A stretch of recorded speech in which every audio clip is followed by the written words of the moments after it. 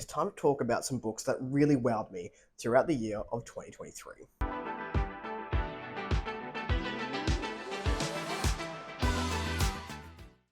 Hello everyone, welcome and welcome back to A Fictional Escapist. My name is Kris, and today's video is, I don't want to call it the best of 2023. Those best of lists, I don't really like making like a top 10 or anything like that, but I do like to shout out some books that really have knocked my socks off before the end of the year. So in the year of 2023, I read a total of 92 books, as well as a handful of alphas and betas, and of those 92, I've got 10 categories, which I would like to shout out some books that really did wow me over the past year. Before we jump into the video today, make sure you check in the description box down below for links to my social media and Discord, should you want to come along for the ride. If you've seen my goals video that dropped on January 1st, you'll know that I've got some fun spaces in the Discord that you can come and hang out on. So if you want to join, that link will be down there. So I've got, like I said, 10 categories. They're not my favorite books of the year. They're not my top 10. Now, I did a favorites list over on Before We Go blog, and I've tried to make this video a little bit different. I'll have that blog article down below if you want to go ahead and check out my favorites list for the year. And again, that was another list that I put categories for, of which books were my favorite within those categories. Now, this list here is more of like a best of. I've got a couple of favorites in there as well. You might see a little bit of crossover, but I've tried to keep the list somewhat different, so there is a little bit more to it. And also I get to cheat and talk about more books than just the other 10 that I mentioned in the blog post. So without any further ado, let's talk about some of the books that really made me think, really impressed me over the last year.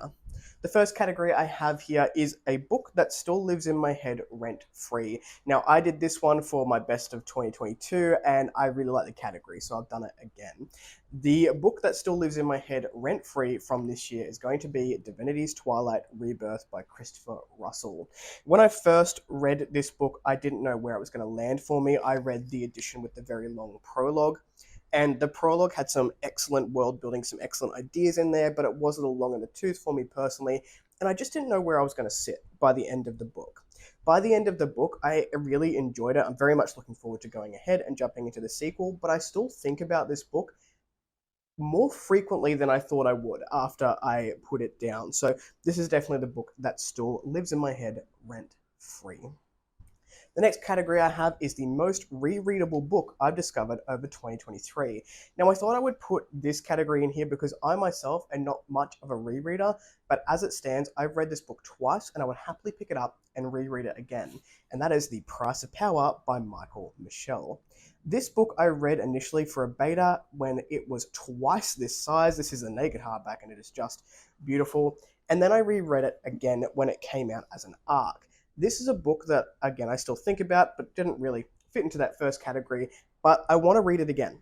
And I think it is something that any person who enjoys rereading, or sometimes people who don't enjoy rereading, would have a great time and find more and more in this story. The next category I have is debuts that should be on your radar. So I've got 4 books here that released in 2023, plus an honorable mention, which was my favorite debut of the year, which is going to be Of Thieves and Shadows by B.S.H. Garcia. I'll put a picture of it up there. I don't have a physical copy of that one, but I wanted to shout out a few more excellent debuts that came out this year, which if you haven't read yet, you should really go ahead and check them out. The first one I'm going to be shouting out is The Kinslayer. This is by S.K. Putt. I was lucky enough to beta read this one. This story is so fun. It's fast-paced. It's got animal companions. It's got Norse-inspired storylines, and it was just a really fun time. A nice short one too. It can be read in a couple of days, and I thought this was excellent for a debut, and I can't wait to see where S.K. Putt goes in his writing career. The next one we have here is Seeds of War by João F. Silva. Now, this is another one I got to beta read, and then I was lucky enough to be on the ARC team for it. This book really appreciates the underdog, and it really celebrates the lives of protagonists that you might not see all that often. Both this and the novella, which came out this year, novella was called Ruins of Smoke, really wowed me, and I had a great time with it. Very, very accessible for new readers of indie or fantasy as well. So that is another one you should check on out. This one I got to be on the ARC team for, and I'm very glad that I made this connection this year. Probably one of my favorite connections that I've made, and I talk to, I would say, somewhat frequently. I believe the first time she ever tries whiskey is going to be on this channel, so that should be exciting. I'm talking about The Ruptured Sky by Jessica A. McMinn. This book holds probably the most fantasy names that I've ever come across in the history of reading fantasy. But it was such a fun fantasy romp, and for a debut, very, very impressive. If you are looking for a queer normative world, a fantasy world full of devastating magic, you're going to have a great time with The Ruptured Sky. And the last one I want to bring up here is probably something that's a little bit different. So this is a fantasy story, but it's also sort of set in a dystopian world. And it is really focused on the thematic of working through grief and friendship and things like that. And that is Bevan Song by Jonathan Neves Mayers, or Mayers, I think it is. This is the second cover edition for this book, and it's absolutely beautiful. I was lucky enough to be on the ARC team for this one. The author reached out to me, I think late last year, to read this one before February of this year, and I had a great time with it. This, if you're looking for something a little bit different, something that will make you think but holds a really intriguing story, Bevan Song is going to be one that you want to pick up. So the next one is my favorite sequel of 2023. Now this one is a bit of a cheat because it was on the list for Before We Go, and it's still going to be Chaos Risen by Mark Holloway. The first story arc of the aspect has really impressed me, from the debut, the Souls aspect, to how the story changed and became more plot focused in the second book, which I cannot remember the name of, but I'll put a picture of it up here. The Souls something. And then the last book, Chaos Risen. Chaos Risen again did something different from books 1 and book 2, and really started to experiment with the storytelling style. And that is something I appreciate so much, when an author just sort of goes for it. And it's one of my favorite things about the indie community and indie authors in general, is they get to create these stories that they want, and Mark very much did that. So had a wonderful time with Chaos Risen. That was my carryover. I actually think the next one's also a carryover, but in a different category, and that is my favorite queer-friendly read of 2023. I got to read quite a few queer books. I started the Queer Corner on the channel, and we got to talk about these books that we were reading. My favorite read personally this year, because it taught me something new, was Legacy of the Vermilion Blade by J. Tall Squirrel. Now, in my blog post, I put this under favorite prose because it did have my favorite prose of the year as well, but this book taught me something. And I think that that is so powerful to be able to do in a story. Yes, it was beautiful. The prose was flowery. It felt like it was a dance the whole way through. But I didn't know very much about asexuality before I picked up Legacy of the Vermilion Blade. And then getting to talk to the author was just a magical experience. So this is my favorite queer-friendly read of the year. The next one is my favorite author discovery of 2023. Now, with this one, I've sort of split it up into two different categories. So the first category is my favorite author discovery, just on pure enjoyment level, and that is going to be M.T. Fontaine with Carved Amidst the Shadows, and also Marked for the Pyre, the second book. I read both this year and really fell in love with M.T. Fontaine's storytelling style.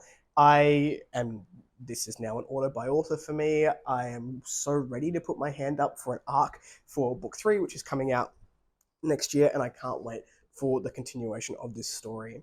This is the Brands of Telgear, book 1. Loved it. Political intrigue, enemies to lovers subplot, which I didn't expect to enjoy, but I absolutely loved in this book, and I just had a great time with it. The second part of that question, or part 2 of that, is the most important author discovery. Now, I've got 2 answers for this, and I think that both of these authors really made me think, and they really made me want to be better as not only a reader, but as a person in my understanding of different groups that are not people like myself. The first one of those is going to be Tatiana Obey, who I read Bones to the Wind this year, and also Sister Samurai. Both of these books were so important, and I had the honor of talking to Tatiana Obi, I pronounced it wrong the first time, sorry, on the channel this year. and just getting to know her a little bit and getting to know why these stories are so important to her. And you can really feel that passion through the books. I think this is an author that is one to watch and going to be so important, or already is, has such an important voice for people. Like, there are lessons to be learned here. There is community and love to be shared in these books. And I just thought they were brilliant. The second person that I want to shout out for this category is going to be James Lloyd Doolan, with No Heart for a Thief and No Safe Haven, and the novella coming out in January. James is someone I admire very much. I want to be like this person. I want to learn from this person. His books tackle the topic of colonialism. And as someone who is a white male, putting in the work and the research and listening to the communities that have been affected by this, I think that this is another author which has really important stories to tell. And like I said, I just admire James so much. And I can't wait to read more of his stuff and just see what he comes up with over the next few years, and as he goes further and further into his writing career. The next one I have here is the most surprising read of 2023. Now, in the blog post, I put Icebreaker by Stephen William Hanna. That is still my pick for this topic here. So, by biggest surprise, I had no idea what I was going into when I read Icebreaker, and I chewed through that book. It was insane. It is one of the best things that I have read personally. If you like atmospheric horror mixed with your sci-fi, do not stop waiting. Stop waiting. Go and read Icebreaker. I can't wait to get to the rest of the trilogy. The Interloper trilogy is what the series is called, and I had a great time with that. What I did want to do, though, was shout out another book which really did surprise me, because it is marketed to a YA audience, and I have poo-pooed YA for a long time, and this year I found out that was not warranted, and that there are so many good YA books, and I just needed to get over myself. So, The Awakening Fire by Cassidy Faline. This had a simple prose, a very dark premise. We're following three different men who are basically vying for the throne. This impressed me so much with how dark it was, the themes that it carried, but still being accessible for that younger audience. I am very much looking forward to the sequel, which I have here. It is called The Blinding Power, which I'm hoping to read early next year. But that one was very much a surprise for me, and it really made me reconsider my stance on YA, and made me help me to get over myself. So thank you so much to the author for that as well. And I will have to throw in Legacy of the Brightwatch here as well.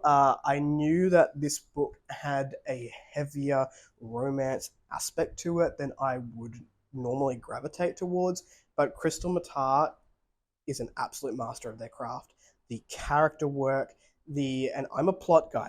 I'm a world building guy, but the way these characters were written had me so captivated. It was an incredible read, and if you haven't read it yet, and you're also a snob like me, stop being a snob. Go and read it. It was fantastic. And the last one I have here is the Star Award. So for me, this is all about an author's craft and how I've seen it grow over 2023. And this is going to be H.C. Newell. This author, in my opinion, the craft has grown exponentially since book one. I read Curse of the Fallen in January or February, The Forbidden Realms towards the middle of the year, and I've recently read The Shadows of Nindira.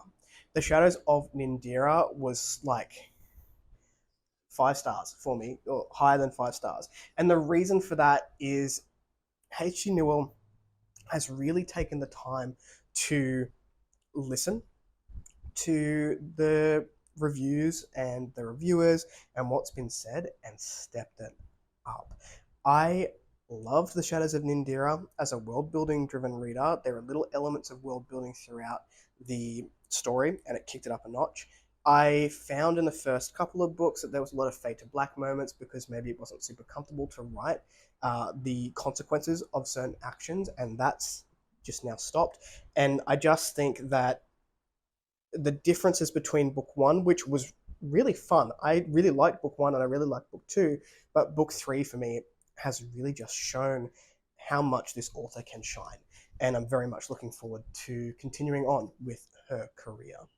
So those were, I guess, book awards, random categories that I really enjoyed, where I can just talk about more books to you all that I've read over 2023. I am interested in knowing what some of your favorites were. What's a category that you think I should have put in here? Let me know in the comments down below. If you like the content, give one of those. If you want to see more of it, click subscribe at your will, and I will catch you in the next video. Ciao.